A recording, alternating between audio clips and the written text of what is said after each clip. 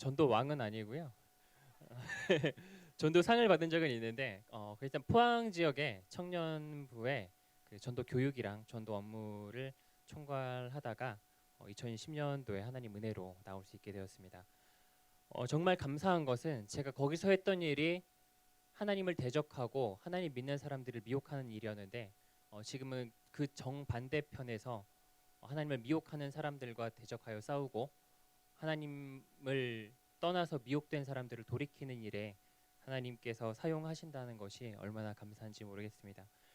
제가 경험한 것들을 통하여서 여러분들한테 이 시간 이단들이 여러분들을 어떻게 미혹하려 하는지, 이단들은 어떤 식으로 생겨 먹었는지 어, 좀 말씀을 드리도록 할 텐데요.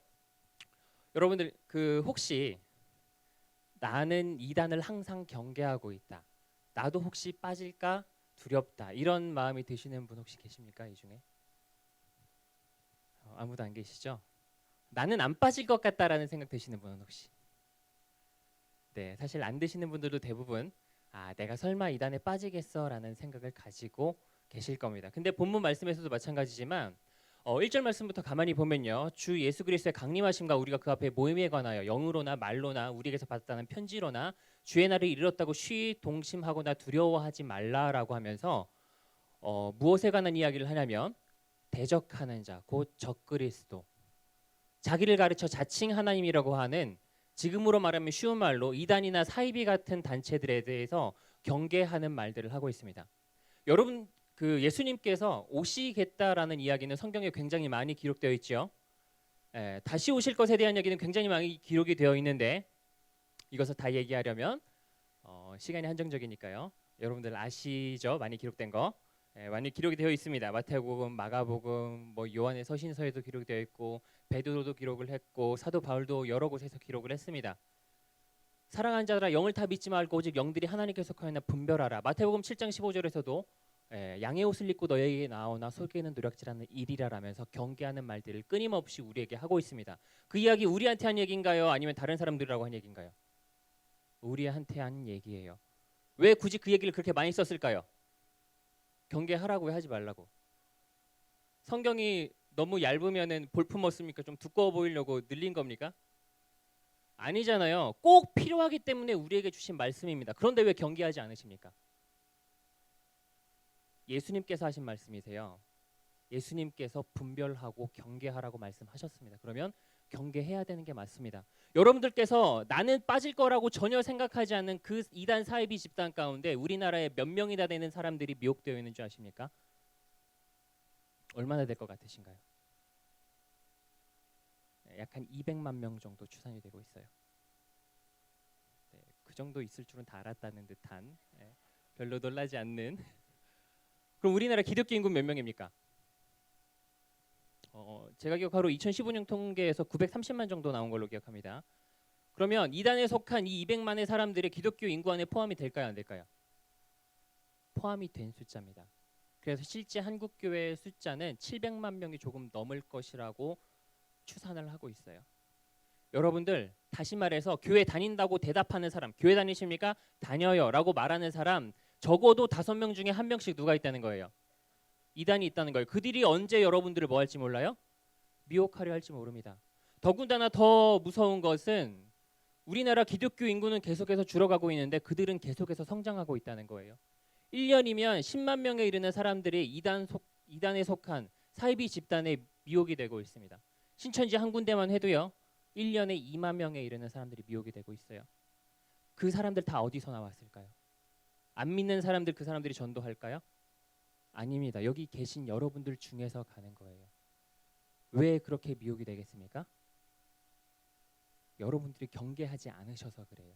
내가 안 빠질 거라 생각해서 그래요. 내가 빠질 거라 생각하고 두려워하고 경계하는 사람들은 오히려 빠지지 않습니다. 그래서 성경에서 그렇게 많이 말씀하신 겁니다. 그들을 분별하고 뭐 하라고요?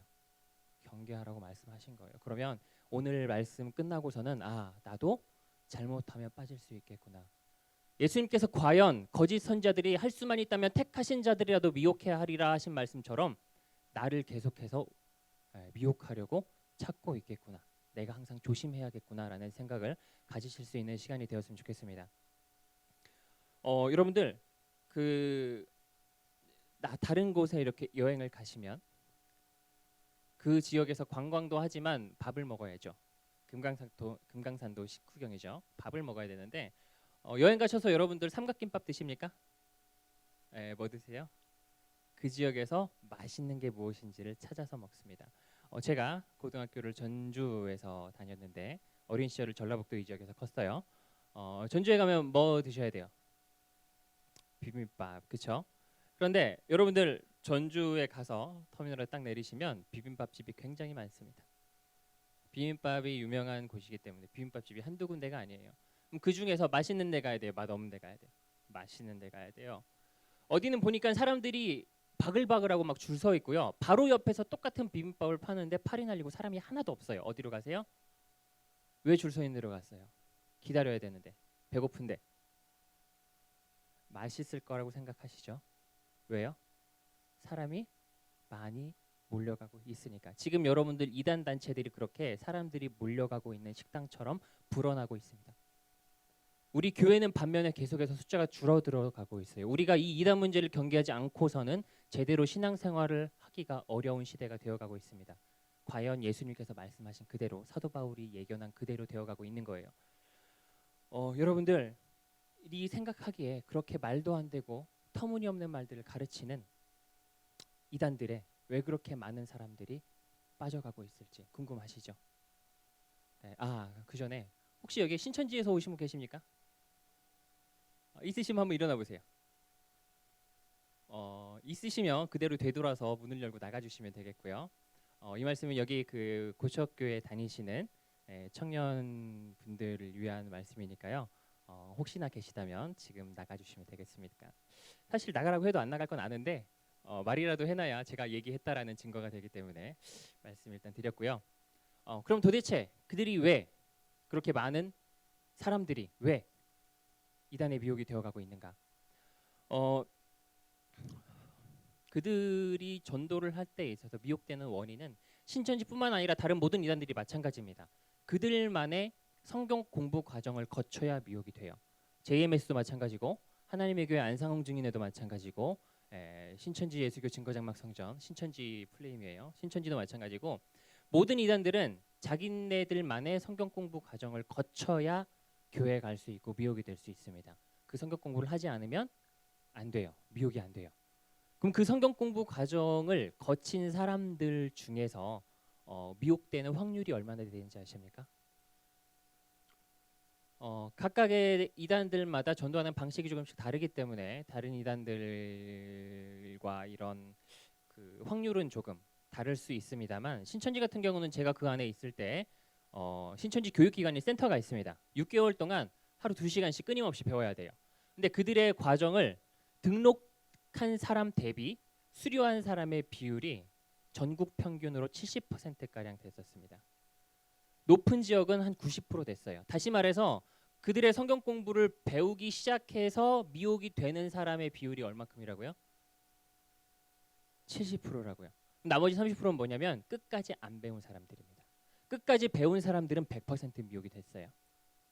그리고 그 끝까지 안 배운 사람들의 일부는 말을 해서 나 밖에서 성경 공부해요. 그러니까 당연히 주위 사람들이 뭐라고 하겠어요? 이단 아니야? 그래서 안 간 사람들이 대부분이고요. 스스로 그것이 이상하다라고 생각해서 그만둔 사람들은 극히 일부분입니다. 여러분들은 그러면 그 극히 일부분에 속한 사람들이 될 것 같습니까? 아니면 70% 이상의 대부분의 사람이 될 것 같습니까? 내가 그 극히 일부분 1%의 사람들이 될 거라고 확신하실 수 있습니까?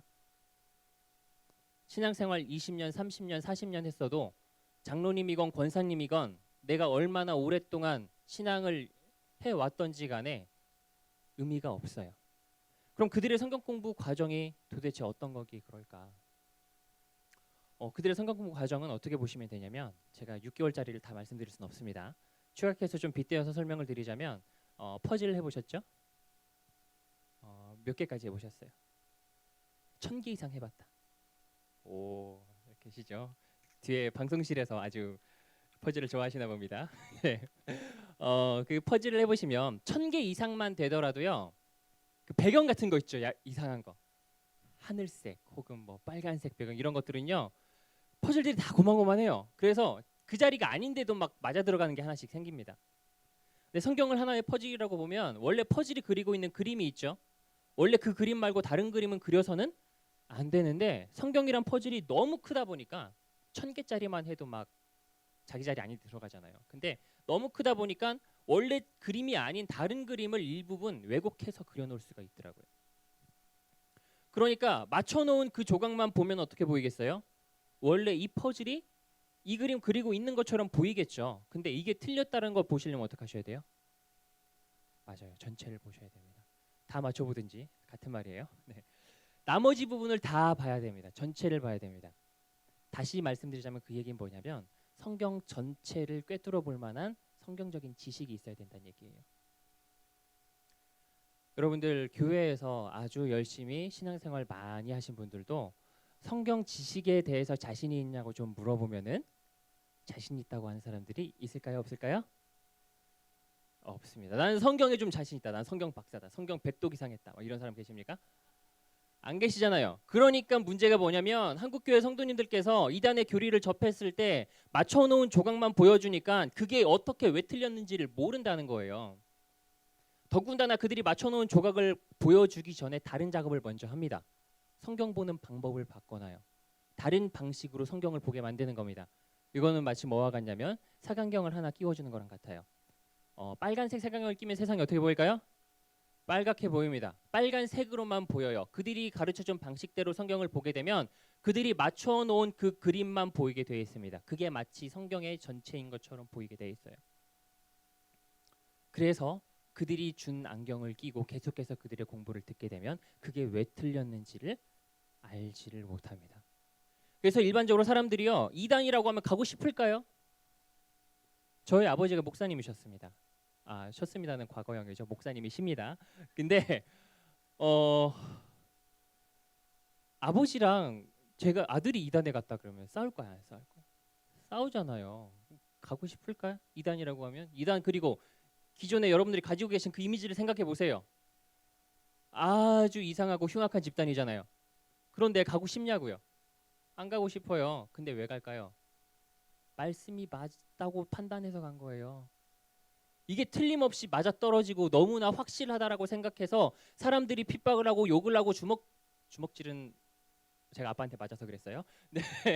뭐 온갖 손가락질을 하더라도 갈 수밖에 없다 하고 가는 겁니다.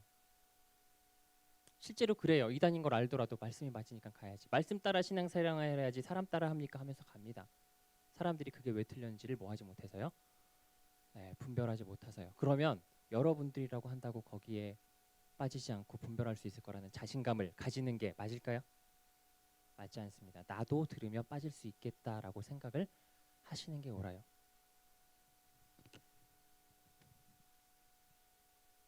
죄송합니다.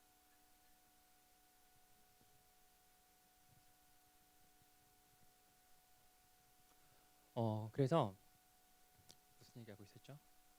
맞아요. 나도 빠질 수 있겠다는 생각을 가지셔야 되고 그래서 성경 공부는 마치 맞춰놓은 퍼즐 조각처럼 이렇게 보여준다라는 거. 그래서 그 사람들이 가지고 있는 생각은 뭐냐면 우리가 최고의 진리를 가지고 있다 이겁니다. 어느 누구도 모르는. 그래서 목사님들을 아주 깔봐요. 목사님을 그리고 걔네는 비유풀이를 가르치거든요. 비유풀이를 가르치면 목사님은 비유로 하면 뭐냐면 개, 돼지예요. 뱀 이런 거. 그래가지고 제가 그렇게 본다는 게 아닙니다, 목사님. 네. 그래서 목사님이 설교 있다 그러면 속으로 이렇게 생각. 어디서 개가 짖고 있구나 이렇게 생각해요, 실제로. 그래서 그들은 자기네가 최고의 진리를 가지고 있다, 말씀을 가지고 있다는 자신감이 있기 때문에 어떤 생각이 있냐면 본인도 그랬고요. 본인도 들어보니까 그게 맞다고 판단해서 갔고요. 또 다른 사람들도 그걸 듣기만 하면 다들 막 미혹이 되는 거야. 끝까지 배우면 다 미혹이 되는 거예요. 그러니까 그 자신감이 있어요. 그 누구든지 간에 신학 박사든 누구든지 간에 우리 거 이 말씀을 한번 다 들려주면 인정하지 않을래야 않을 수 없다라는 생각이 있어요. 그래서 그 사람들은 기본적으로 이단들은 기본적으로 전도하려는 그 최고의 그 목적은 뭐냐면 어떻게 해서든지 간에 수단과 방법을 가리지 않고서라도 여러분들한테 그 성경 공부를 가르치도록 하는데 그 수많은 전도 전략들이 나온 겁니다. 근데 여러분들이 성경 공부를 교회에 있는 거 다 하세요? 교회에 있는 거 난 다 한다. 그죠? 근데 밖에서 하는 거 안 할 것 같죠? 그 저의 경험을 살려서 좀 말씀을 드려보면 걔네가 성경 공부가 하루 2시간 최소 6개월 동안 배워야 되잖아요. 아주 시간을 많이 투자해야 되잖아요. 일반적으로 사람들이 교회에서 일주일 한 번, 2번 하는 것도 안 하려고 하잖아요. 근데 만나서 한 30분에서 1시간 정도 쓰는 교재가 있습니다. 그래가지고 막 얘기를 하면은 울면서 하겠다고 해요. 제가 실제로 썼던 멘트들을 들려드리면 좋겠지만 그러려면 시간이 너무 부족하기 때문에 어떤 거냐면 여러분들 옳지 않다고 생각하는 거를 하게 만드는 건 참 어렵습니다. 근데 성경 공부하는 게 옳아요, 틀려요? 옳아요. 우리는 성경 공부해야 돼요. 그죠? 옳다고 생각하는데 안 하고 계신 거잖아요. 그죠? 해야 되는 건 알잖아요. 나는 해야 되는지 몰랐는데 하는 분 계세요? 자신을 속이고 있는 겁니다. 성경 공부해야 되는 건 교회 다니는 사람들이 다 알아요. 그런데 뭐 학교 핑계로 공부 핑계로 안 하고 있는 거예요. 근데 그거를 막 가슴에 막 죄책감을 막 느끼게 만들어 가지고 그 당장 앞에서 할게요라고 대답하게 만드는 건 생각보다 어렵지 않습니다. 그래서 성경 공부를 하게 되는데 원래 이 얘기를 드렸던 요지는 이게 아니었는데 어쨌든 그 성경 공부를 하게 만드는 데 있어서 그들은 자기네 단체가 이미 이단 소리를 듣고 있기 때문에 성경 공부를 가르치려고 하면은 잘 하려고 할까요, 안 할까요? 안 해요. 이거를 가르치기만 하면 되는데 이 생각이 있어요. 근데 안 하려고 해요. 왜요? 이단이니까 안 하려고 해요. 그렇기 때문에 그들이 가장 많은 에너지를 쏟고 전도 전략에 초점을 두는 부분이 뭐냐면 우리가 가르치는 성경 공부가 정통교회에서 가르치는 정상적인 것처럼 속이려고 하는 데에 가장 많은 에너지를 쏟는 겁니다. 그래서 일반적으로 신천지에 빠지는 사람들은요, 그게 신천지 공부인지 모르고 배우기 시작하는 사람들이 대부분이에요. 요즘은 드러내놓고도 같이 병행을 하고 있습니다만은 드러내놓고 해서 오는 사람들은 그냥 좀 이상한 사람들이 많아요. 대부분의 사람들은 알지 못하고 들어서 미혹되는 사람들입니다. 그래서 알지 못하게 하기 위해서 그들이 썼던 방법이고요. 한국 교회에 가장 많은 피해를 입혔던 방법이 여러분들께서 알고 계시는 그 추수밭전도라는 겁니다. 지금까지 이단들은 자기들끼리 모여서 예배드리고 자기들끼리 모여서 활동할 거라 생각했습니다. 길 가면은 자기네들끼리 둘삼 짝지어 다니면서 말 걸 거라 생각했고요. 우리 집 초인종 띵동띵동 누르면서 어머니 하나님을 아십니까? 할 줄 알았어요. 근데 그들이 어떻게 했어요? 이 교회 안으로 들어왔어요. 여러분 옆 사람 얼굴 한번 보세요. 추수꾼 같다 싶은 사람이 있어요? 네. 같이 교회 다니고 있는 사람들을 일반적으로 잘 의심하지 않아요. 이단들은 우리랑 다른 곳에서 다른 신앙생활을 할 거라고 생각했단 말이에요. 그런데 그들은 교리를 만들었죠. 마태 13장 24절 이하에 보면 마치 천국은 제밭에 씨를 뿌린 사람과 같으니라고 하고요. 예수님께서 다시 오실 때에 알곡은 모아 곡간에 들으시고 가라지는 단으로 묶어 꺼지지 않는 불에 태우시리라. 그러니까 다시 오시는 예수님의 입장이 되는 게 교주 이만희가 되는 거고요. 성도들은 추수꾼 천사와 같은 입장이 되는 겁니다. 추수꾼이 추수하려면 어디로 와야 되죠? 추수밭으로. 근데 그들의 비유풀이를 해보면 추수밭은 믿는 사람들이 모여있는 교회가 되는 거예요. 여기가 고척 추수밭입니다. 추수하려면 어디로 가야 된다고요? 추수밭으로 와야죠. 추수밭으로 와서 여러분들한테 나도 똑같이 여기서 신앙생활을 하고 있는 사람들인 것처럼 가장에서 과연 양의 옷을 입고 나오죠. 가장에서 와서 여러분들을 미혹하려고 하는 겁니다. 그래서 사람들이 같이 교회 다니고 있는 사람이 이단일 거라고 생각을 안 했으니까 그 사람 통해서 인도되는 성경 공부를 쉽게 했을까요? 안 했을까요? 아주 쉽게 했어요. 그래서 신천지가 지금까지 그만큼 급격한 성장세를 보였던 겁니다. 유례없는 성장세를 보였어요. 제가 처음 신천지에 미혹됐을 때가 2005년도인데 그때 당시에 신천지 전체 숫자를 제가 2만 명 내지 3만 명 정도로 들었었어요. 제가 나올 때쯤에는 7만 명이었고요. 지금은 17만 명에서 20만 정도를 추산하고 있습니다. 이게 여러분 2만 명에서 7만 명 된 거는 몇 배죠? 3배예요. 많이 늘어난 겁니다. 별 반응이 없으시길래 예, 3배 늘은 거예요. 제가 있었던 6년 동안 많이 늘은 거예요. 3배 이상 늘은 거예요. 거기다가 지금 7만 명에서 17만 명이면 또 2배 이상 또 늘은 거예요. 여러분 이 교회가 딱 2배 늘었다고 생각해 보세요. 건축 다시 해야 돼요. 예, 하시려나 보네요. 전도왕 하시려나 보네. 그래서 그 추수밭 전도를 통해서 신천지가 지금까지 많이 컸었고요. 그것 더군다나 그 추수꾼들을 잡기가 더 어려웠던 이유가 뭐냐면 거기 있는 사람들이 다 어디서 왔던 사람들일까요? 원래 교회 다니던 사람들이에요. 새로 전도된 사람들이 없어요. 그럼 교회에서 20년, 30년 다니던 사람들 많이 있겠죠. 그 사람들 원래 다니던 교회에 있겠죠. 미혹되고 거기 교회 안 나오면 좋은데 그 교회 계속 나온다고요. 와서 하던 일 계속 한다고요. 그럼 그 사람이 신천지인지 이단인지 어떻게 알겠어요? 모르겠죠. 더군다나 제가 추수밭 활동을 할 때에 있어서는 한 번은 포항에 있는 모 교회에서 교육전도사로 있었습니다. 가서 뭘 했냐면 그렇게 큰 교회가 아니어서 주일학교, 중고등부, 청년부, 예배 찬양인도 성가대 지휘까지 했어요. 네, 다들 이 정도 다 하시죠? 예, 주일은 온전히 하나님께. 제가 신천지 사람이었던 제가 주일날에 설교를 3번씩 했습니다. 그리고 중고등부나 청년부 설교에서는 신천지 방식의 성경 보는 방법이 다르다고 했죠. 그런 내용들을 섞어서 설교를 하기도 했어요. 한 번은 목사님한테 목사님, 우리 고3 친구들이 공부도 중요하지만 지금 대학교에 가면은 그 얼마나 많은 유혹들이 있습니까? 이 가운데서 애들을 잘 중심을 잡고 지키기 위해서는 말씀 공부를 시켜야 됩니다. 그랬더니 목사님이 너무 좋아하시면서 그래야지 말씀 공부 좋죠.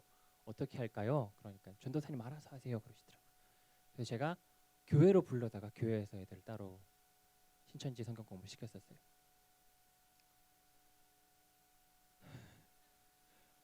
못 되는데 하나님 은혜입니다.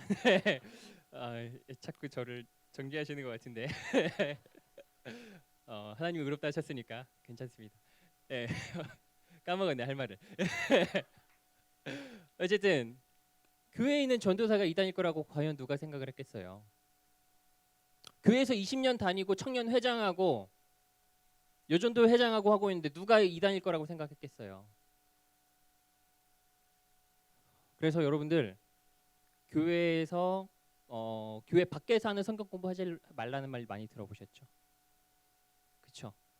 그 얘기 못 들어본 교인들이 있을까요, 성도님들? 없습니다. 없는데 왜 미혹이 됐을까요? 성경 공부 안 하면 미혹 안 된다니까요. 믿을만 하니까 미혹이 된 거예요. 우리 교회 구역장님이니까, 우리 교회 청년 회장, 찬양인도자 이러니까, 그러니까 미혹이 됐어요. 더군다나 그들이 있으면 잡기가 너무너무 힘들어요. 교회에서 인정받을 만한 모습으로 훈련을 해가지고 오니까 은사 좋아하는 교회에서는 방언을 외워가지고 갑니다. 그래서 그냥 가만히 그냥 교회에서 성경 말씀 보고 있다가 누가 들어오는 건 인기척이 들린다. 그러면 갑자기 방언을 랄랄라 하고 랄랄라는 별로 안 쳐준다고 뭐 이상하게 야리꾸리하고 연습해요. 저도 연습 잠깐 했었는데 지금 까먹어가지고 잘 안 되네요. 어쨌든 막 갑자기 방언으로 기도하고 나가면은 다시 다른 거 하고 있다가 목사님 들어온다 하면 갑자기 막 방언하고. 그래서 믿을 만한 모습으로 그 추수꾼이 들어오면은 그 교회에서 다 뭔가 일을 맡고 있어요. 잡아보면은 목사님이 직분을 맡겼다라는 건 뭐예요? 그 사람 믿었다는 거예요? 안 믿었다는 거예요? 믿었으니까 맡긴 거예요. 그럼 그 사람들을 여러분들이 가만 놔둬도 되겠습니까? 안 됩니다. 그런 사람들이 있으면 뭐 어떻게 해야 돼요? 잡아야 돼요. 여러분 이 가운데 있을지도 몰라요. 정말이에요. 있을지도 몰라요. 있으면 잡아야 돼요.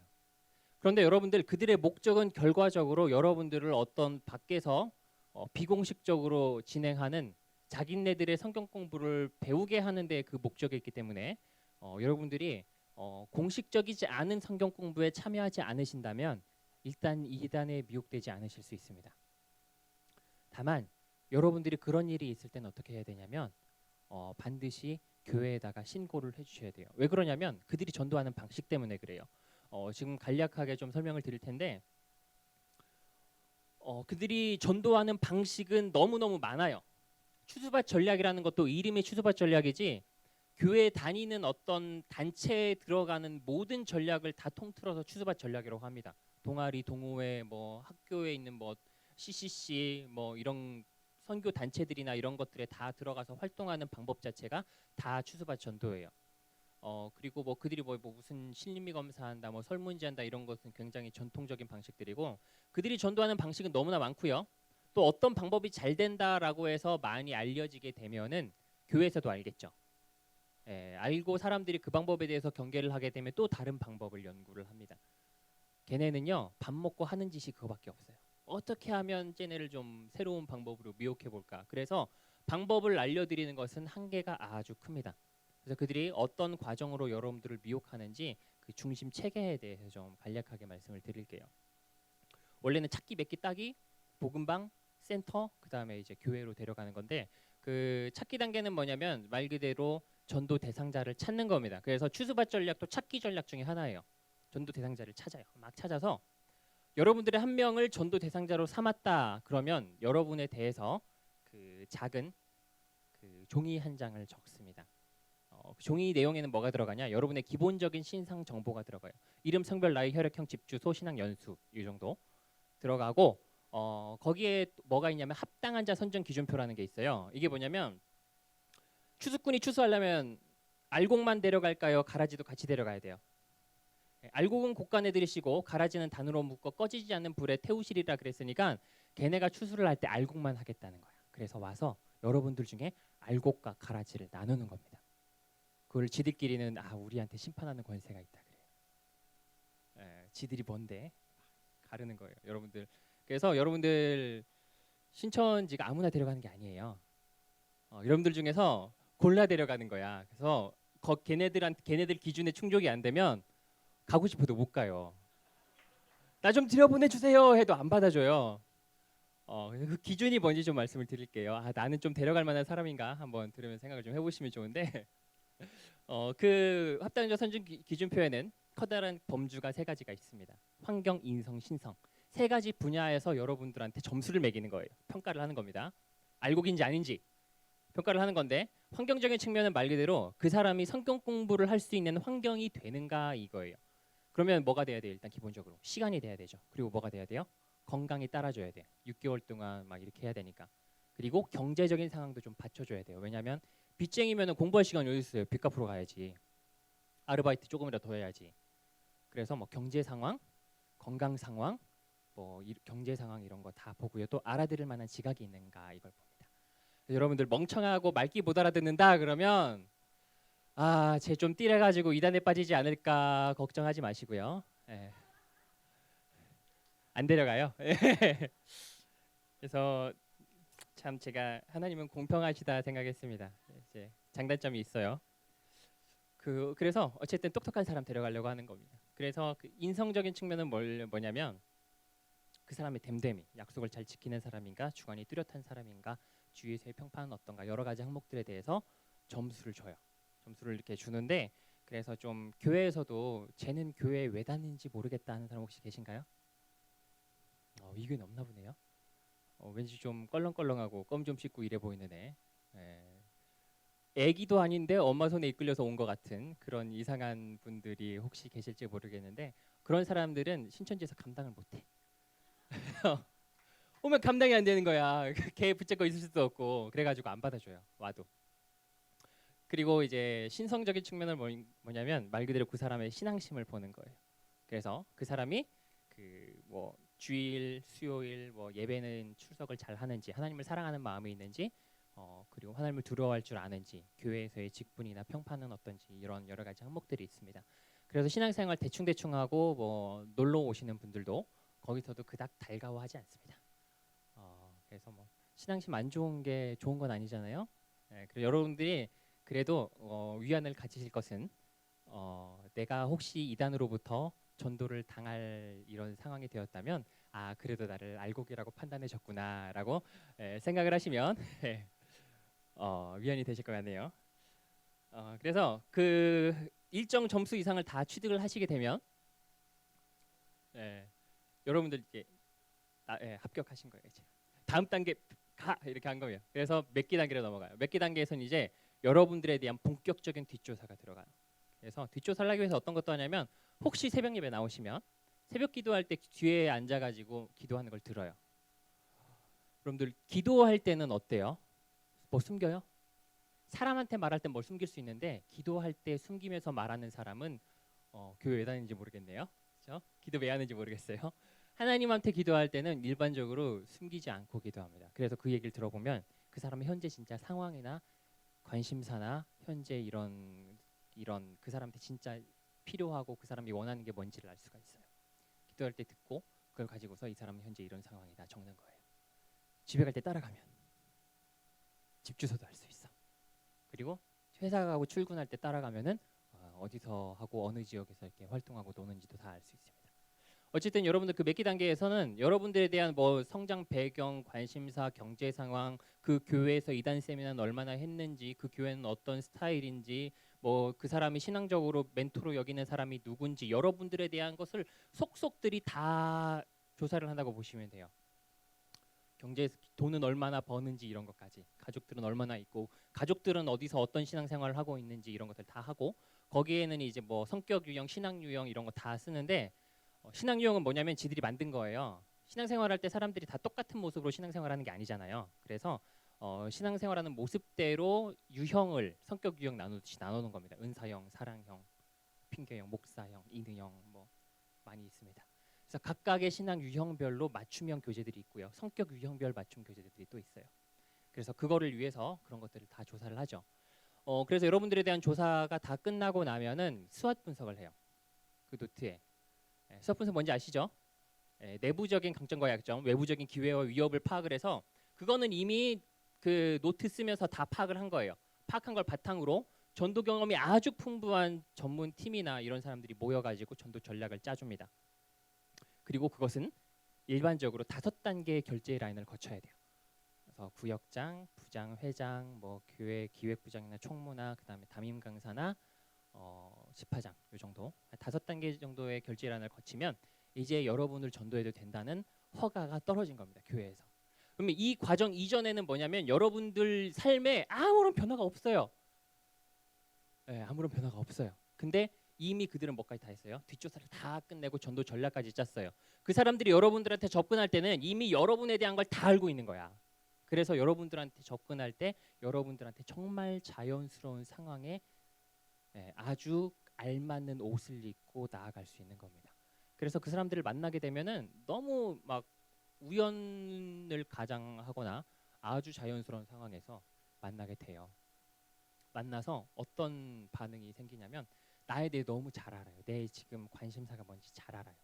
그 사람을 만나면 너무 은혜가 되는 거야. 이 사람만 만나면 막 가려대는 막 빡빡 긁어주는 것 같아. 너무너무 시원하고 나의 필요를 그 사람을 통해서 막 자꾸 채워주는 것 같은 느낌을 받습니다.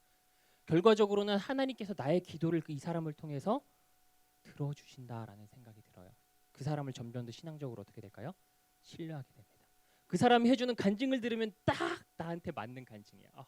나도 그렇게 되고 싶다. 여러분 간증문은 그 사람들이 여러 가지를 상황에 맞게 써서 외웁니다. 저도 전도교육 같은 걸 할 때 어떤 상황에 맞는 간증문을 한번 써오세요. 그러면은 간증문을 써와요. 그래서 써오기만 하는 게 아니라 연습도 시킵니다. 앞에 나와서. 그러면 막 울면서 막 간증을 막 해요. 마치 자기 이야기인 것처럼. 그래서 여러분들 상황에 딱 맞는 간증을 들려주고 여러분들이 현재 궁금하고 있는 것들 이런 것들을 자연스럽게 알려주고 그러면서 그 사람을 점점 신뢰하게 되죠. 그래서 그 사람들이 믿을 만한 모습과 옷을 입고 오기 때문에 일반적으로 사람들이 교회 밖에서 성경 공부하면 안 된다는 걸 알면서도 이 사람은 괜찮아 하고 성경 공부를 하는 겁니다. 그래서 빠지는 거예요. 그래서 계속해서 지금도 이단들이 늘어나고 있어요. 다시 말씀드리지만 교회에서 뭐 하지 마요. 성경 공부하면 안 됩니다. 교회에서 하는 건 하시고요. 교회 밖에서 하거나 혹은 비공식적으로 진행되는 성경 공부는 하시면 안 되고요. 아무리 어떤 사람이라고 할지라도 믿을 만한 사람이라고 할지라도 막 신분증 다 있어. 검색해 보니까 목사님 맞아. 그래도 하지 마세요.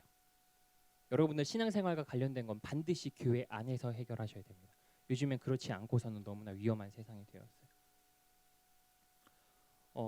그리고요. 그럼에도 불구하고 여러분들이 공부를 하신다. 그 얘기를 안 했네. 여러분들 추수꾼 있으면 잡아야죠. 여러분들만 성경 공부 안 한다고 끝나는 게 아니에요. 내가 밖에서 성경 공부 이렇게 제의를 받았는데 그런 일이 있으면 반드시 뭐 해달라고요? 신고해달라고요. 신고해야 되는 이유가 뭐냐면 그들이 추수밭 전도를 할 때 아까 말씀드린 것처럼 뭘 해요? 뒷조사를 해서 정보를 빼는 거잖아요. 그래서 추수꾼들은 일반적으로는 어떻게 하냐면 들어와서 직접 자기가 성경 공부로 연결시키지 않아요. 왜냐하면 자기가 드러나니까. 예를 들면 이런 거예요. 그 사람을 조사를 해보니까 그 사람이 예를 들어서 인테리어 사업을 하는 분이다. 근데 지금 기도 제목이 뭐냐면 관심사가 뭐냐면 장사가 안 되는 거예요. 애기는 커가고. 그러니까 장사 좀 잘 되게 해주세요. 일용할 양식을 주세요. 이게 그 사람의 만약에 기도 제목이라고 해봅시다.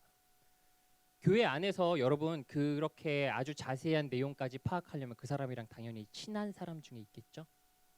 네, 그 친한 사람이랑 밖에서 밥 한번 먹자 그러면 먹어요, 안 먹어요? 먹죠. 친구끼리 가서 먹을 수 있잖아요. 여기 이 지역에서는 만남의 장소가 어디죠? 사람이 많이 만나는 곳이? 네? 어쨌든 있다고 쳐요. 어디에서 그러면 몇 시에 그 사람이랑 만나자고 약속을 잡았어요. 그럼 의도적으로 신천지 추수꾼은 그 자리에 늦게 나가는 겁니다. 늦게 나가면서 나 빨리 돌려놨는데 이거 5분밖에 안 남았는데 좀 널어놓고 갈게 미안해 하면서 늦을 것 같아 해요. 그럼 알았어 괜찮아 천천히 와 하면서 그 약속 자리에서 뭐 하고 있겠어요? 기다리고 있겠죠. 그때 우연찮게 다른 사람의 대화하는 내용을 듣게 됩니다. 아이고 김 집사님 이사했다면서 집들이 해야지.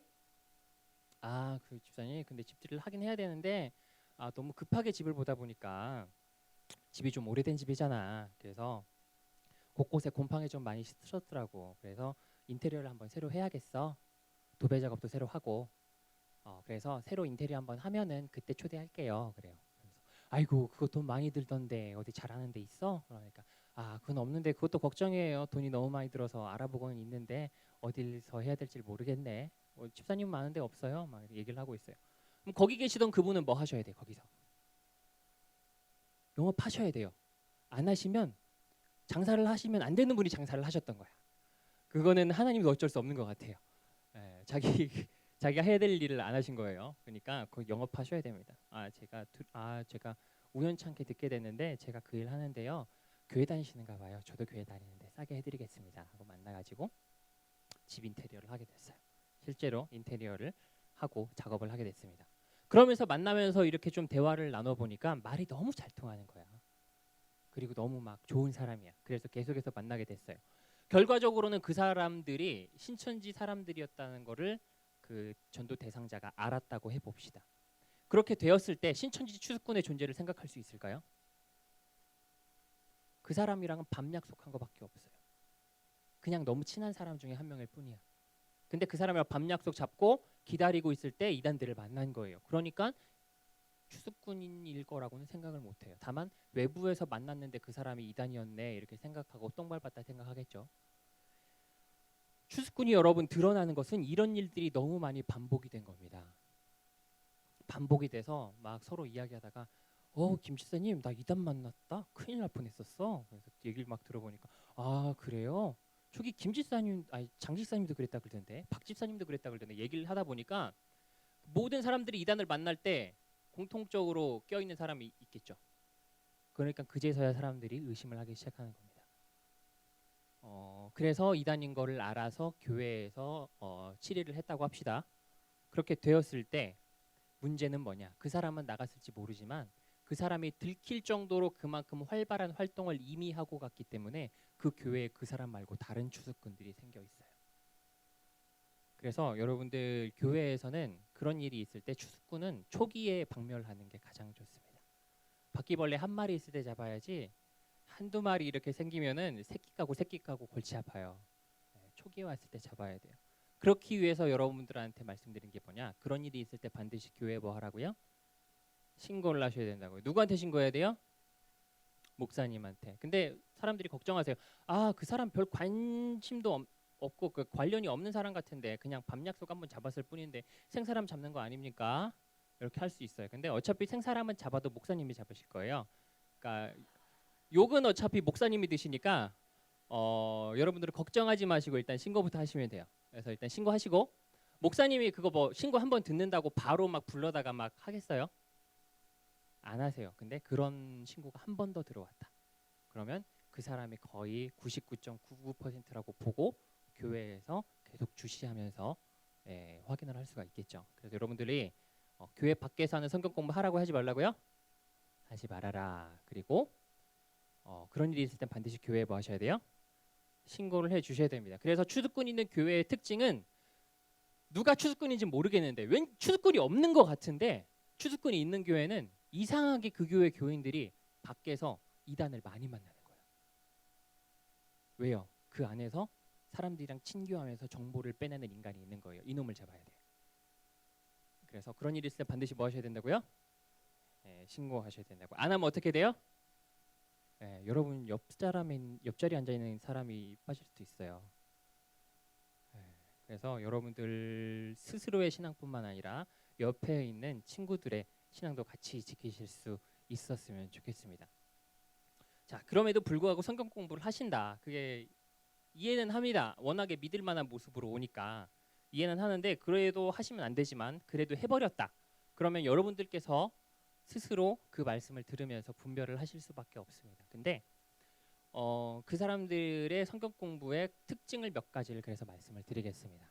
물론 이제 신천지는 굉장히 은밀하고 숨기면서 하는데 여기 근처에 안상홍 증인회가 있다고 하더라고요. 걔네는 굳이 그렇게 막 적극적으로 숨기진 않아요. 그래서 제가 얘기를 들어보니까 뭐 걔네들은 성경 공부하기 전에 침례를 줘요. 침례 받았던 이야기를 제가 들어봤는데 샤워실에서 아주 몸에 알맞은 온도, 아주 따뜻하고 몸이 나른해질 만한 아주 좋은 온도에서 샤워실에서 물을 쫙 틀어주는 거죠. 근데 그냥 하는 게 아니라 옷을 벗기고 거기에다가 세례복을 입히는데 세례복이 어떻게 생겼냐면 무슨 왕이 입는 것 같은 아주 으리으리한 옷을 입혀주고 세례를 딱 줍니다. 그럼 몸이 노곤해진대요. 세례를 받고 기분 좋은 기분으로 성경 공부를 시작을 하는 건데 그 안상홍 중에는 그 제가 제 고등부 때 그 얘기를 안 할 수 없어서 조금 하다 보니까 원래 시간이 없는데 더 시간이 없어졌기 때문에 시간이 뒤에 가서 시간이 좀 되겠다 싶으면 조금 더 말씀을 드릴게요. 근데 안상홍 증인은 이것만 좀 알고 계시면 좋을 것 같아요. 안상홍 증인회라는 말에서 나오듯이 걔네는 안상홍을 하나님이라고 믿습니다. 누구라고요? 안상홍. 그래서 안상홍 이름으로 기도하고 안상홍 이름으로 구원받는 거예요. 근데 사도행전 4장에서는 우리에게 구원받을 만한 다른 이름을 주신 일이 없다고 했습니다. 그렇죠? 일단 그것만 봐도 안상홍은 아닙니다. 그래서 아무리 말씀이 진짜인 것 같아도 하나님에게 써 있고 침례 주면서 성경 공부 시키고 하면은 그리고 나중에 여자 하나님이 나와요. 이거 어떤 논리냐면 여러분들 하나님께서 우리의 형상을 따라 우리 형상대로 사람을 만드셨다고 했죠. 근데 만드시되 남자와 여자를 만드셨습니다. 그러면 우리의 형상을 따라 만들어서 남자 여자 생겼으면 하나님도 여자 있어야 되는 거 아닙니까? 이거거든요. 그러면서 갈라디아 4장에서 하늘에 있는 예루살렘은 우리 어머니다. 뭐 이런 말씀들을 인용을 하면서 어머니 하나님이 계시다 하면서 어머니 하나님 이름이 있어요. 장길자예요. 장길 누구라고요? 알고 계셔야 돼요. 안상홍과 장길자를 알고 계셔야 됩니다. 그래서 걔네는 참 생각해 보면 믿음이 좋아요. 하나 제대로 믿기도 얼마나 힘든데 하나님을 둘이나 믿어야 돼. 아무튼 하나님을 두 명 하나님, 남자와 여자 하나님을 믿고 있는 안상홍 증인에 가지 마시고요. 계속해서 좀 말씀을 드리겠습니다. 그래서 그들이 성경 공부를 은밀하게 진행을 하는데 성경 공부하는 게 나쁜 게 아니잖아요. 근데 이거를 다른 사람들한테 말을 못하게 해요. 그거를 걔네들이 쓰는 용어로 입막음이라고 하는데 이해가 잘 안 되시죠? 성경 공부하는 거 좋은 건데 왜 말하면 안 될까? 그러는데 제가 그 입막음할 때 쓰는 멘트를 하나를 간단하게 들려드릴게요. 이단은 미혹할 때 뭐 가지고 미혹한다 그랬죠? 성경 가지고. 들을만한지 한번 들어보세요. 이거는 진짜 걔네의 핵심 교리나 이런 것들을 가르치는 게 아니고 그냥 순수하게 입막음을 위해서 그냥 짜맞춰 놓은 이야기입니다. 그럴지라도 여러분들한테 설득력이 과연 있는지 한번 들어보시고 판단을 해보시면 좋을 것 같아요. 자, 이거 성경 공부 초기에 하는 내용입니다. 오늘은 마태복음 6장 말씀을 한번 묵상을 해보겠습니다. 마태복음 6장 말씀에 가서 보니까 지금 다시 말씀드리지만 이거는 신천지에서 이렇게 가르친다는 거예요. 제가 이렇게 얘기한다고 오해하시면 안 됩니다. 가끔 이제 교리적인 부분을 이렇게 걔네가 실제로 가르치는 내용을 이야기할 때 어떤 분이 계속 졸고 계셔서 분명히 시작할 때부터 근데 갑자기 제가 그 걔네 거 얘기할 때 중간에 일어나시더니 손 들고 벌떡 일어나서 당신 뭐 하는 거야? 아주 제가 난감했던 적이 있어요. 조시는 분들 안 계시는 것 같지만 혹시나 조고 계시면 계시고 제가 하고 싶은 얘기가 아닙니다. 오해하지 마시고요. 네, 마태복음 6장에 가서 보면 자기 의를 높이는 일이 되지 않도록 주의하라라는 얘기가 나오면서 어떤 얘기가 나옵니까? 구제할 때 이야기가 나오죠. 그 다음에 기도할 때 이야기가 나옵니다. 그 다음에 주기도문 내용이 나온 다음에 뭐가 나와요? 금식할 때에 대한 내용들이 나와요. 근데 구제할 때 어떻게 하라고 나와요? 오른손이 하는 일을 왼손이 모르게 하여 은밀한 중에 보신 아버지께서 갚으시게 하라. 그런데 그 앞절에 가서 보니까 외식하는 자들은 어떻게 한대요? 큰 길 어기와 회당에서 다른 사람들에게 나팔불기를 좋아하느니라라고 말씀하고 있어요. 여러분들 우리가 예수 믿고 구원받은 사람들이 살아가는 모든 목적은 무엇을 위해서입니까? 하나님의 영광을 위해서입니다. 우리가 그러면 구제하는 일을 하고 좋은 일을 하는 이유도 뭐 때문에 그래요? 하나님의 영광을 위해서 하는 거예요. 그런데 이미 자기의 상을 받아내리라 할 것 같으면 그거 할 필요 있어요, 없어요? 없잖아요. 그럼 오른손이 하는 일을 왼손이 모르게 해야 돼요, 안 해야 돼요? 해야 되죠. 오른손이 하는 일을 왼손이 모르게 하라는 건 어떻게 하라는 겁니까? 왼손은 항상 좋은 일 할 때 주머니 넣고 있어야 돼요? 혹은 숨기고 해야 돼요? 한 손으로만 나는 한 팔 없다 이러고 해야 돼요? 아니잖아요. 어떻게 하라는 거예요? 이 교회는 한 몸과 같다라고 표현을 하고 있습니다. 그래서 오른손 같은 사람이 있는가 하면 왼손 같은 사람도 있는 거고요. 눈 같은 사람도 있고 귀 같은 사람도 있고 발 같은 사람도 있고 콧구멍 같은 사람도 있고 그러는 거예요. 그래서 내가 이렇게 좋은 일 하는 것을 누가 알지 못하게 하라는 거예요? 옆에 있는 지체가 알지 못하게 하라는 거예요. 그렇지 않게 하고 외식하는 자들과 같이 큰 길 어귀에서 다른 사람들한테 나팔 불면 어떻게 된다는 거예요? 이미 자기의 상을 받았다라고 말씀하시는 겁니다. 근데 여러분들 뭔가 좋은 일을 하신다 이러면은 오른손이 하는 일을 왼손이 모르게 하시나요? 만약에 밤 약속 잡았어요. 야 우리 언제 야 저기 맛집 있는데 한번 먹으러 가자. 내가 백종원의 3대 청원 봤는데 맛있대. 가자고 하는데 그 시간이 마침 내가 좋은 의도에서 구제하는 일을 하고 있는 시간입니다. 그럴 때 뭐라고 대답하시겠어요? 아, 나 그때 여차여차한 일 해서 못 갈 것 같아 이렇게 말을 하시겠죠. 이미 나팔이 부러졌어요, 안 부러졌어요? 부러졌어요. 이미 자기의 상을 뭐 했대요? 받았느니라. 자기는 그런 의도가 아니었을지 몰라도 그 이야기를 들은 친구가 뭐라 그러겠어요? 이야, 너 좀 대단하대? 그러면서 그런 것도 해? 야, 공부하기도 바쁜데 너 진짜 대단하다. 나도 반성하게 된다. 그런 얘기 들으면 그런 의도가 아니었을지라도 좀 어떻게 하게 돼요? 으쓱하고 조금 이런 마음들이 좀 생길 수가 있겠죠. 이미 자기의 상을 받았느니라라고 얘기했어요. 그럼 그런 상황이 있을 때 어떻게 얘기하면 돼요? 아, 나 그때 다른 약속이 있어 안 되겠다. 다음에 먹자. 이렇게 얘기해도 되잖아요. 굳이 다 이야기할 필요가 없다는 겁니다. 기도할 땐 어떻게 하래요? 골방에 들어가 문을 닫고 은밀한 중에 보신 아버지께 기도하라. 은밀한 중에 보신 아버지께서 갚으시리라. 그러나 외식하는 자들은 역시 다른 사람들에게 보이며 기도하기를 좋아하느니라. 이미 자기의 상을 받았다라고 표현하고 있습니다. 여러분들 기도할 때도 누구한테 기도하는 거예요? 하나님과 나와의 1대1 관계잖아요. 기도는 하물며. 근데 내가 기도하는 거 굳이 다른 사람한테 알릴 필요 있어요, 없어요? 없어요. 더군다나 이미 자기의 상을 받았느니라 할 것 같으면 기도 뭐하러 해요, 그러면? 예를 들어서 내가 좀 작정해서 매일 기도하는 시간이 있다고 해봅시다. 교회 나와서 기도를 하는데 뭐하러 가니? 그럼 엄마 나 기도하러 가. 그럼 야 우리 딸 사람 됐네. 이미 뭐 했어요? 자기의 상을 받았느니라. 여러분 새벽 예배 나오셔서 솔직히 뭐 나는 뭐 한두 시간 기도가 거뜬하다 하시는 분 쉽지 않습니다. 한 20분 30분 하면은 할 기도 다 해요. 하고 눈을 살짝 떠봤어요. 근데 아무도 안 나갔어. 그럼 어때요? 왠지 1등으로 나가면 지는 것 같잖아. 그러니까 주여 하면서 했던 얘기 또 한 번 합니다. 했던 기도를 한 번 더 하면서 살짝 눈을 떠봤는데 아직도 안 나가서 그러다 주여 왜 나를 시험하시나이까 하면서 또 기도를 해요. 그리고 다시 눈을 떠봤는데 한두 명이 나갔어. 그럼 갑자기 막 반수 이상이 우르르 빠져나가잖아요. 하나님 보고 기도했어요? 사람 보고 기도했어요? 사람 보고 기도했죠. 저희는 말을 많이 하여야 하나님께서 들으시는 줄 생각하느니라. 말 많이 할 필요 없이 하나님과 1대1 관계에서 기도하면 됩니다. 뭐 하러 가니 하면 뭐 그냥 할 일이 있어서 가요. 약속이 있어서 가요. 이렇게 얘기되잖아요. 다음에 주기도문 내용 건너뛰고요. 금식할 때 어떻게 하래요? 머리에 기름을 바르고 티내지 말라고 했어요. 근데 외식하는 자들은 일부러 얼굴을 흉하게 보이려고 한대요. 금식할 때. 그쵸? 금식하면 얼굴 흉해져요. 그죠? 삐싹 마르고 야 너 얼굴이 왜 그래? 그럼 뭐라 그래요? 아 나 금식 중이거든. 어떤 사람은 일부러 머리를 안 감아. 야, 너 왜 그래? 그러면 아, 나 금식하느라 손에 힘이 없어서 못 감았어. 이래요. 이미 자기의 상을 뭐 했어요? 받았어요. 금식까지 해가면서 기도했는데 이미 자기 상 받았다고 할 것 같으면 너무 억울하잖아요. 이거는 굳이 구제할 때, 기도할 때, 금식할 때뿐만 아니라 우리 신앙생활 전반에 걸친 문제입니다. 우리가 신앙생활 하는 것은 누구 앞에서 하는 거예요? 하나님 앞에서 하는 거지 사람들에게 보이려고 하는 게 아닙니다. 내가 사람에게 좋게 하랴 하나님께 좋게 하랴. 내가 사람의 영광을 구하는 것입니다. 내가 하나님의 종이 아니라고 했어요. 우리가 말씀 공부하는 것도 누구를 위해서 하는 거예요? 하나님을 더 알고 싶고 하나님의 뜻대로 더 살고 싶어서 하는 겁니다. 그러면 말씀 공부하는 가운데서 하나님께서 주시는 깨달음을 얻기 위해서는 어떻게 해야 돼요? 은밀한 중에 보신 아버지께서 갚으시리라 한 것처럼 어떻게 하면 되겠어요? 굳이 다른 사람들한테 나팔 불고 알리고 다닐 필요가 없다는 겁니다. 그렇게 하였을 때 하나님께서 과연 은밀한 중에 보신 아버지께서 갚으시리라 하신 대로 주시는지 한번 보면 되겠죠.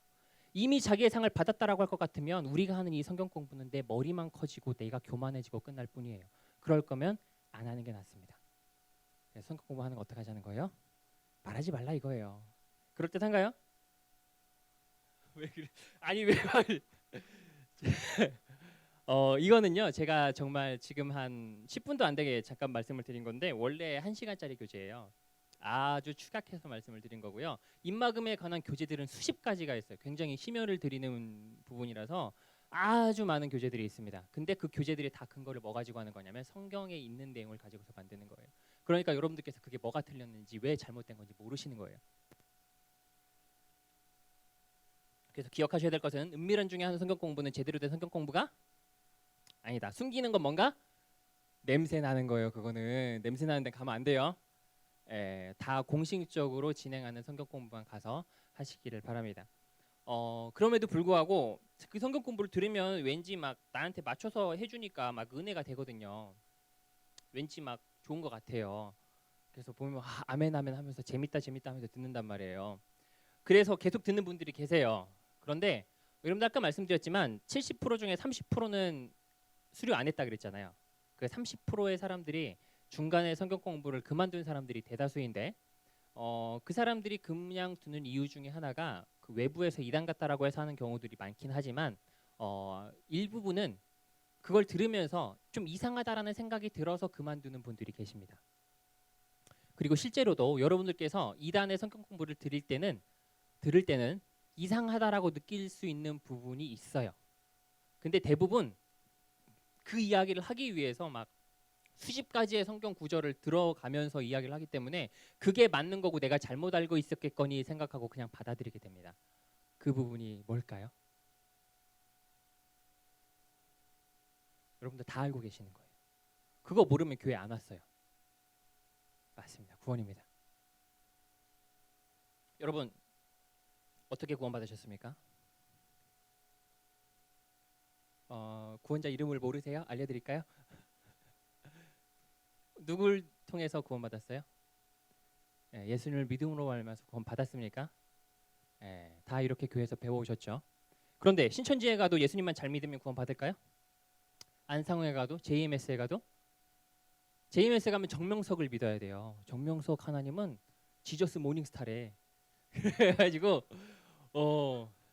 예수님께서 십자가에서 우리 죄를 속죄하셨는데 정명석 주님께서는 지금 감옥에 있거든요. 그 알잖아요. 그 몰라요? 그 걔가 좀 성적으로 이상한 짓을 많이 했어요. 그래가지고 고소받아가지고 감옥에 있는데 그거를 신도들은 뭐라고 생각하냐면 정명석 주님께서는 감옥에서 우리의 죄를 속죄하고 계신다. 여기 있고 출소하실 날을 하염없이 기다리고 있습니다. 근데 얼마 안 남았어요. 나올 날이 10년형인가 받았는데 지금 거의 끝나가거든요. 그리고 뭐 안상홍의 이름으로 기도하고 그 안상홍은 뭐냐면 그 다윗의 위로 오셨다 그러잖아요. 예수님께서 그 예수님께 다윗의 위로 오셨는데 예수님의 공생애가 몇 년이죠? 3년. 다윗의 재위 기간 몇 년이죠? 40년. 37년이 비네. 그래서 안상홍 주님께서 오셔서 나머지 37년을 채우고 가셨다 그래요. 그래요. 뭐 그런 사람들이 있습니다.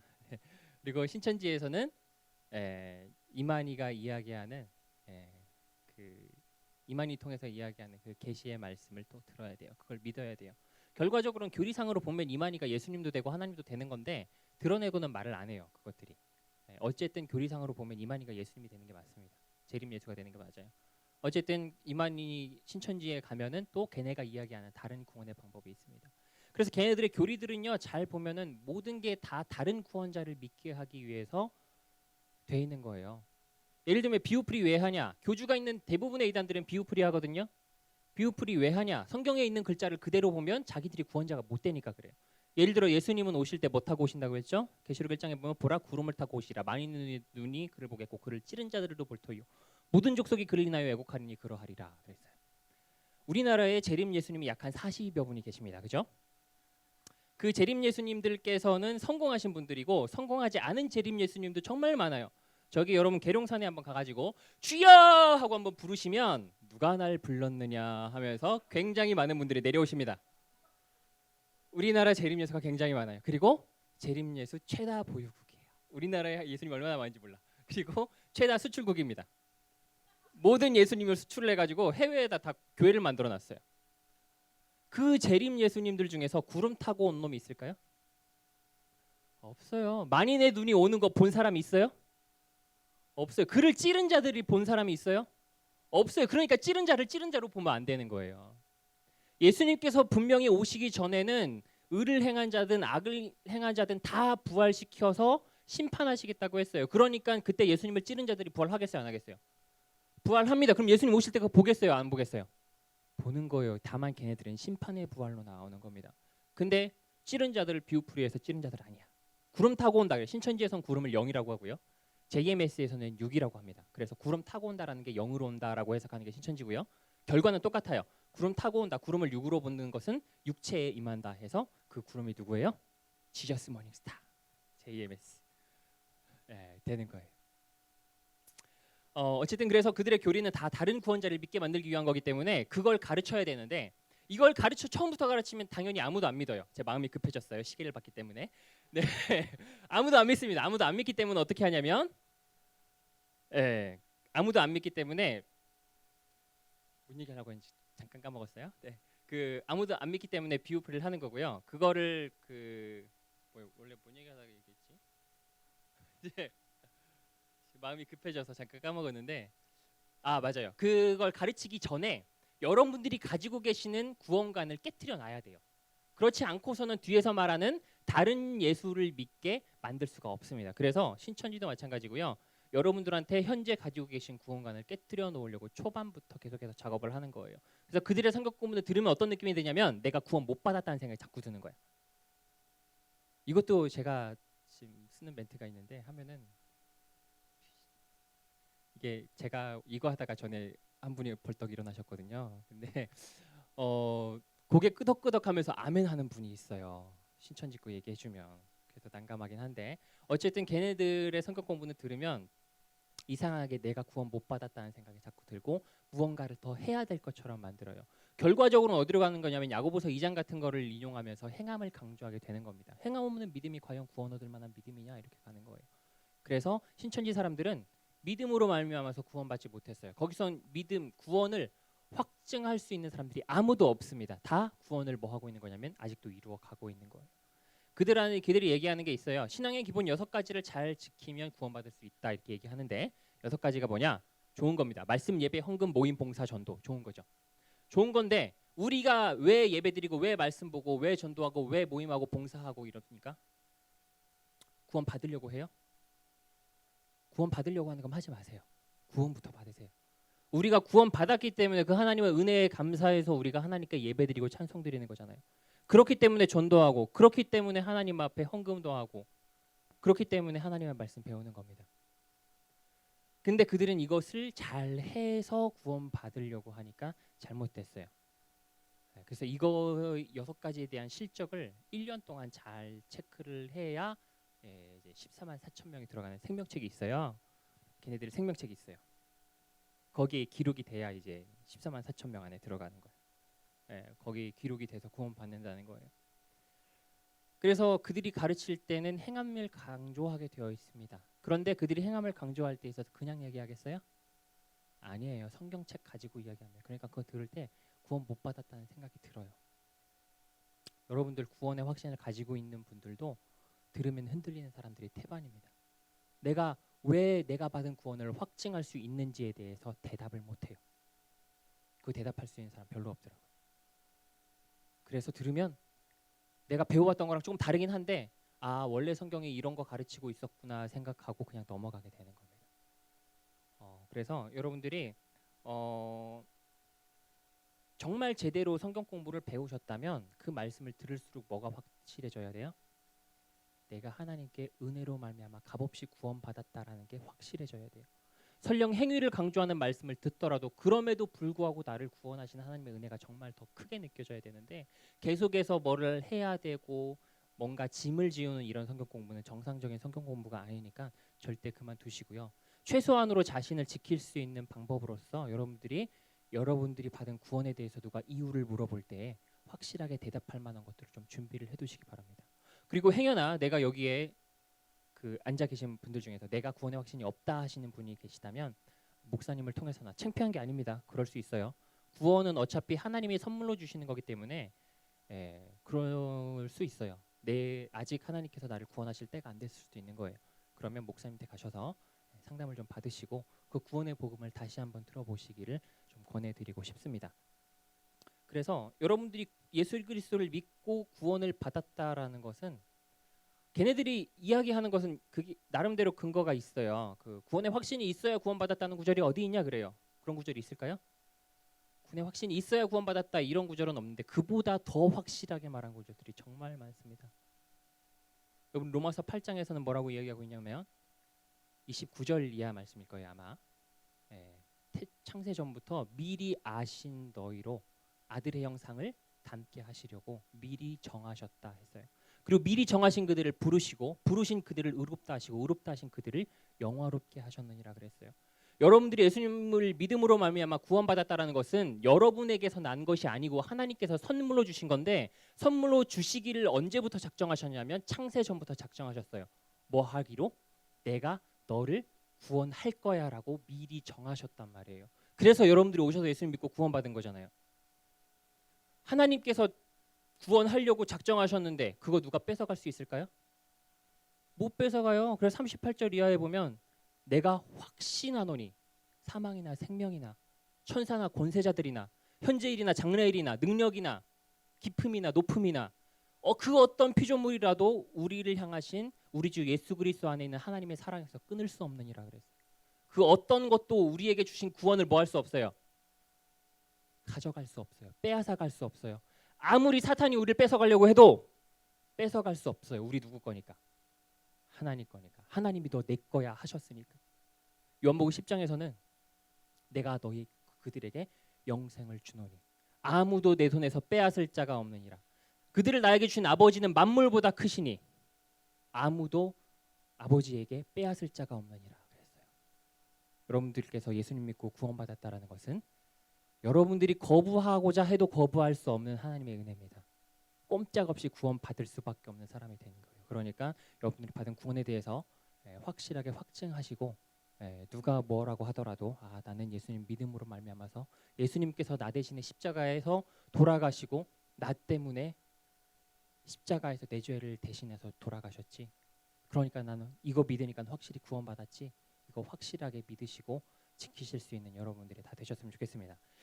제가 어차피 시간이 없을 걸 알아서 짧은 영상 하나를 뒤에다 갖다 놓긴 했는데 그거를 봐도 될까요? 5분 정도면 되는데 네, 지금 시간이 다 됐긴 했는데 봐도 된다고 하니까요. 영상을 한번 틀어주세요. 일단 일시정지 잠깐만 해주시고요. 소리가 나와야 되는데 잠깐만요. 일시정지만 해주세요. 네, 이게 뭐냐면 신천지 교회 안에서 찬양하는 모습이에요. 얘네들이 어떤 식으로 예배를 드리는지 한번 보여드리려고. 그래서 소리를 너무 크게 하면 신천지 사람이 지나가다가 여기 우리 교회인가 할 수도 있어요. 한번 틀어주세요.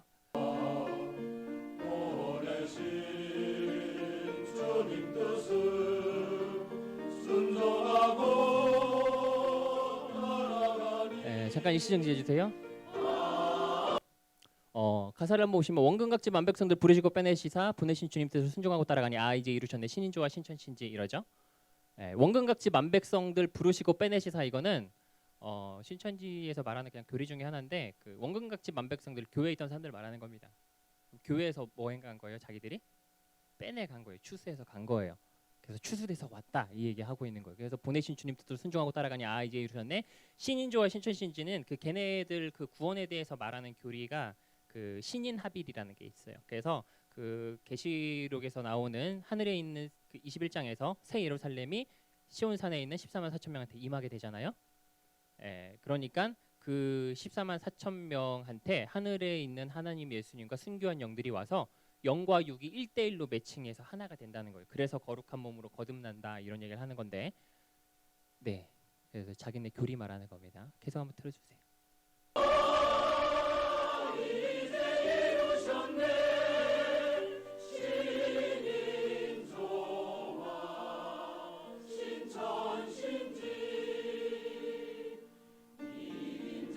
잠깐만요. 이긴 자 이거는 이만희 그 부르는 호칭 중에 하나예요. 여러분 성경에서 이긴 자가 누군지 아세요? 모르는 사람이 정말 많아요. 여러분이 이긴 자예요. 예수 그리스도를 믿음으로 말미암아서 우리 또한 세상을 이긴 자가 되었습니다. 예수님께서 이긴 자고 예수님을 믿는 우리 또한 이긴 자예요. 근데 신천지에서는 이만희만 이긴 자다 그래요. 이것도 교리가 있습니다. 근데 이긴 자요. 하늘의 뜻 이루셔서 세세 무궁 존귀 영광을 뭐 하래요? 받고 영생복락을 누구한테 달라 그래요? 사람한테 달라고 해요. 사람이 영생 줄 수 있어요?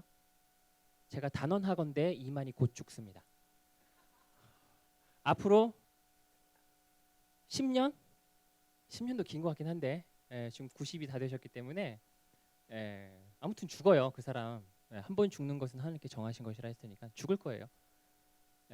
근데 자기도 못 살면서 영생을 준대. 자기나 잘하라고 해야겠죠? 계속이요.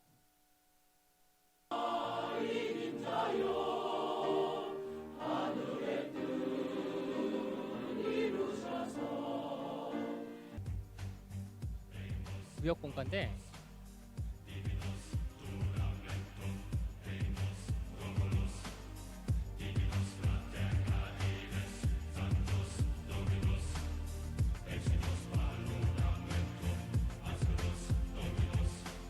이수정기 잠깐만 해주시고요. 보니까 이와 같이 신약 성경의 약속대로 하나님이 예수님의 이름으로 보내신 자는 이긴 자 다른 부에서 그 이긴 자가 신약의 언약의 사조를 주이십니다. 이거는 이만희 말하는 겁니다.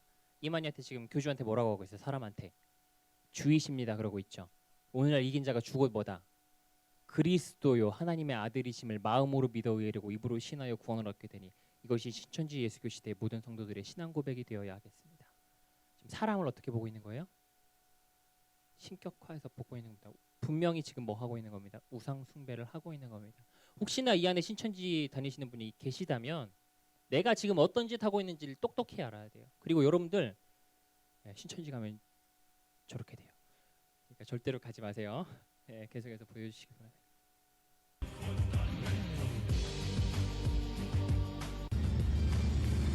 네, 이렇게 시험해 주시고요. 그 앞에 나왔던 잠깐 나왔던 흰옷 입은 할아버지가 이만희예요. 이게 그 총회장배 축구 대회가 있어요.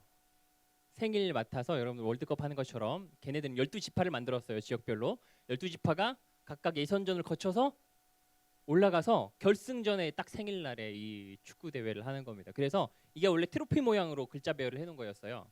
그날 주보 같은 거거든요. 그래서 근데 그 아랫부분만 자른 거예요. 저기만 보려고. 보니까 유난히 따가운 8월의 햇살, 푸른 창공의 뜨거운 태양이지만 우리에겐 누가 있대요? 만유의 대주제 총회장님. 총회장님도 이만희 지칭하는 거예요. 이만희 부르는 말이 너무 많아요. 좋은 건 지가 다 가져가가지고 아무튼 성경에서 좋은 말 나온다 그러면 다 이만희 부르는 말이구나 생각하시면 돼요. 보니까 이제 만천하가 와서 옆에 글자가 잘렸는데 경배할 날도 머지 않았습니다. 이렇게 얘기하고 있어요. 영광의 뭐래요? 분체시나 낮아짐으로 섬김의 본을 보이셨다. 분명히 우상 숭배를 하고 있는 겁니다. 이거 꺼주시고요.